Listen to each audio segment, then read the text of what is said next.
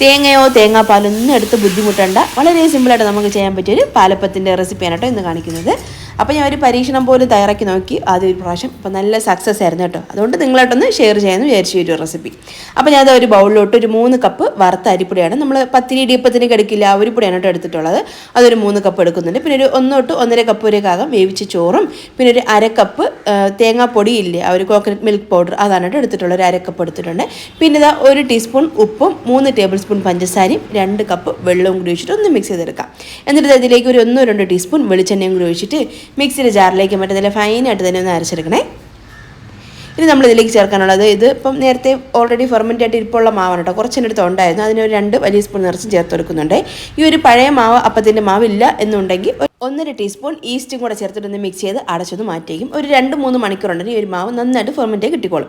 എന്നിട്ട് ഇത് അടപ്പൊന്ന് മാറ്റിയിട്ട് ഇതിലേക്ക് 1/2 ടീസ്പൂണോളം സോഡാപ്പൊടിയും ആവശ്യമുണ്ടെങ്കിൽ കുറച്ച് വെള്ളവും കൂടെ ചേർത്തിട്ട് മാവൊന്ന് നന്നായിട്ടൊന്ന് മിക്സ് ചെയ്തിട്ടെടുക്കാം. ഇത് ഒരു 15 മിനിറ്റ് ഒന്ന് മാറ്റി വയ്ക്കാം കേട്ടോ. അതിനുശേഷം അപ്പച്ചട്ടി ചൂടാക്കി നമുക്കിതിലേക്ക് മാവ് കോരി വെച്ച് ചുറ്റിച്ച് ചുട്ടെടുക്കാം. അപ്പോൾ എന്തായിരുന്നാലും പാലപ്പം തയ്യാറാക്കുമ്പോൾ തേങ്ങാപ്പാലൊക്കെ എടുത്ത് ബുദ്ധിമുട്ടേണ്ട ആവശ്യമില്ല കേട്ടോ. അപ്പോൾ ഇതുപോലെ ഒന്ന് ട്രൈ ചെയ്ത് നോക്കൂ, അടിപൊളി ടേസ്റ്റ് ഉണ്ട്. നല്ല മണവും രുചിയൊക്കെയുള്ള പാലപ്പം റെഡി ആയിട്ടുണ്ട്. അപ്പോൾ എന്തായിരുന്നാലും ട്രൈ ചെയ്ത് നോക്കി എൻ്റെ ഒരു ഫീഡ്ബാക്ക് താഴെ കമൻസ് ആയിട്ട് കൊടുക്കണേ.